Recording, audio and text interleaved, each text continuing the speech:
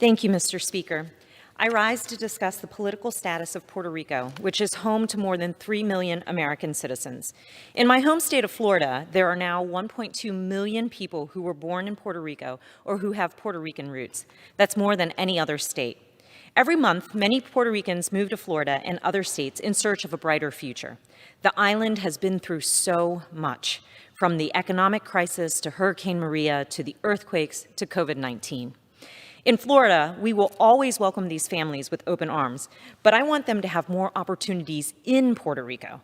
I don't want them to feel like they have no alternative but to leave their beloved home. In my Orlando district, most of my Puerto Rican constituents have family members and friends still living on the island. Because they care deeply about Puerto Rico, I care deeply about Puerto Rico. But every member of Congress should care about Puerto Rico, because Puerto Ricans are our fellow American citizens. We're part of the same American family, even though the hard truth is that the United States hasn't always treated Puerto Rico very well. Our country now has the chance to do right by Puerto Rico. That's because on November 3rd, Puerto Rico held a vote on its political status. In a referendum, the people of Puerto Rico were asked the following question: should Puerto Rico be admitted immediately into the Union as a state? Yes or no? Even though Puerto Rico has been a U.S. territory since 1898 and the island residents have been American citizens since 1917, this was the first time the people of Puerto Rico were asked this simple and direct question. According to the results, over 52% of voters, more than 623,000 people answered yes, while nearly 48% of voters answered no. And the vote was fair and the results were clear. At this point, it is beyond dispute that a majority of the American citizens living in Puerto Rico want the territory to become a state. Now, are there people in Puerto Rico who would prefer for the island to remain a territory or to become a sovereign nation? Absolutely. But that is completely valid and legitimate. But when it comes to the political destiny of a place, the views of the minority cannot trump or take precedence over the views of the majority. That would turn the concept of democracy on its head. Votes matter.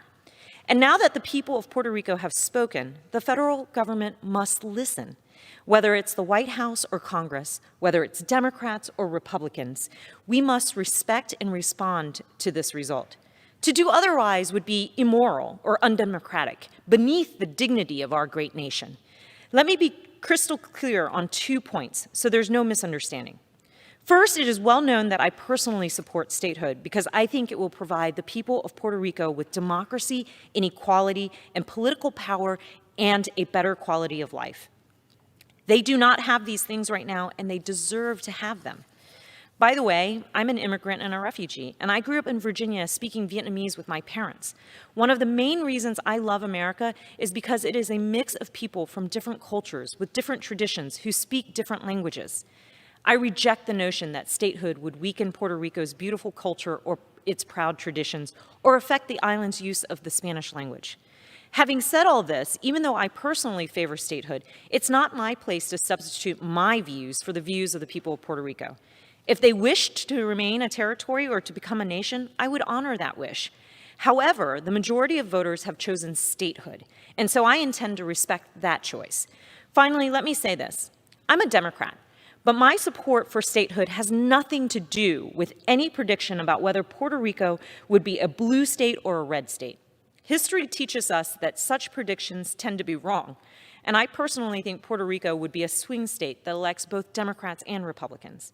However, I would support statehood for Puerto Rico if it were as Republican as Wyoming or as Democratic as Vermont. To oppose statehood because you fear the people will not vote the way you want them to vote violates the most basic principles of justice and democracy, and I have zero patience for that. In the coming weeks, I will work with Puerto Rico's governor-elect, resident commissioner, and legislative assembly with the incoming Biden administration and with my congressional colleagues on both sides of the aisle to determine the best path forward. I cannot promise a particular result, but I can promise I will never stop fighting for the equality for the American citizens of Puerto Rico. And I yield back the balance of my time. Thank you.